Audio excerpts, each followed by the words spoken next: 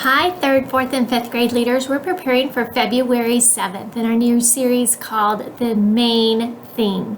In this series, we've been taking a look at some of the parables Jesus uses to help us understand who God is and his desire to seek us, particularly in this lesson today, as you learn about lost things and God's desire to find lost things and especially lost people.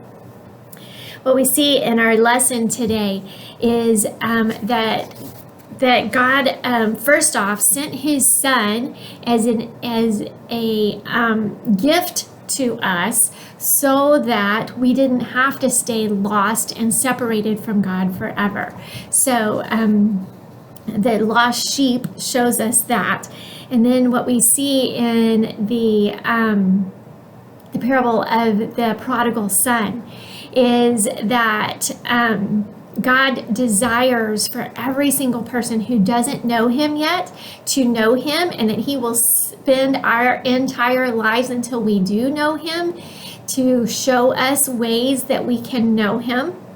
And then also for those people who think that they know God, but they are stuck in doing things that they think they need to do to prove that they know God. What we need to do is one thing and one thing only. The only thing we need to do is believe that Jesus is our Savior.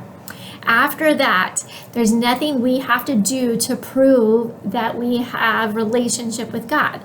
But there are things that we can do to continue to grow in our relationship with God. And so you get the chance to kind of talk around all of those things today as you look at these three parables from the book of Luke. In your small group time today, you will have this Smack It card game. The Smack It card game is kind of like playing spoons or slapjack.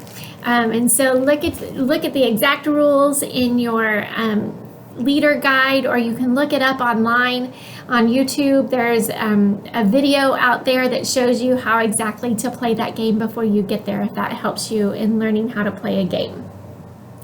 Remember, these games are for you to build a relationship with a kid. It is a very easy way for you to begin to build similar experiences with kids so that you can share bigger things later. It's very hard for a new kid to come into a space and not have a reason to interact with everybody, even if that's just in conversation. But having a game and having something else that they do helps break down some of those barriers so that you can begin to have those conversations that all of us desire to have with kids. So enjoy that game together. And then your large group teaching is on your Roku channel or on your DVD, whichever one you are using. And then you also notice in your small group, you have some uninflated balloons. If you need us to help you inflate them before they get there, let us know. We'd be happy to do that for you. But each kid is going to get a balloon. And I know that kind of gets hectic. So if you want to hold on to some of the balloons and leave them in your trash bag, if they're already inflated, feel free to do that. And you're going to play have you ever played the egg toss game? It's kind of like that, where kids are going to start close together and they're going to hit their balloon without it hitting the floor. If the balloon hits the floor, then they have to move closer together. And so each time they pass the balloon back and forth from each other, they get to take a step backwards until they can't hit the balloon back and forth to each other without it hitting the ground. And so what we want kids to do in this activity is to celebrate with each other when you get the big distance away from each other, or even the small distance, whichever works best for your small group. Learning to celebrate when lost things are found is a really important lesson for us in the church in particular. Sometimes it's easy for us to get concentrate on the things that we do.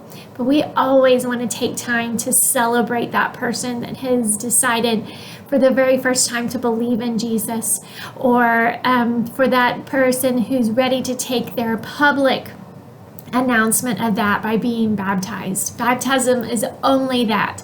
All baptism does is show everybody else that you believe in Jesus. And once you believe in Jesus, everybody should get baptized, because that's a public way for us to show, hey, I believe in Jesus and I need my community around me to help me grow. So you can talk about those next steps with the kids as well as you do your small group activity today. You have some really great discussion questions. I encourage you to dive into those. Like, I really can't wait to hear, do you ever feel like running away from God to live your own way? I bet you have some kids that can answer that. I encourage you, if there's a part of your story that you feel like is kid appropriate, feel free to share a part of your story too. That'll help kids see that they aren't so different, and their family is not so different, and that they can learn and grow just like you are learning and growing with them. Your key passage activity, you have Colossians 1:12 through 14. And you will notice in your leader guide, you have a few words that are highlighted. What the kids are going to do is use the bean bag and pass the bean bag back and forth to each other as you say one of those words. And you may want to use a different voice or yell that word or something so that they know when they pass the beanbag. But also, as you are saying that word, help the kids by using your leader guide to understand what those words are. This activity helps us understand that we are not making up any of these things that we share with kids, that we are using the Bible as a way for us to learn and grow, and that everything we teach the kids is from the Bible, and that we go to the Bible to help learn about who Jesus is. So have fun with that. Feel free to pray with your kids. You have some coloring pages. Thank you so much for leading. We love you guys, and I'll see you soon.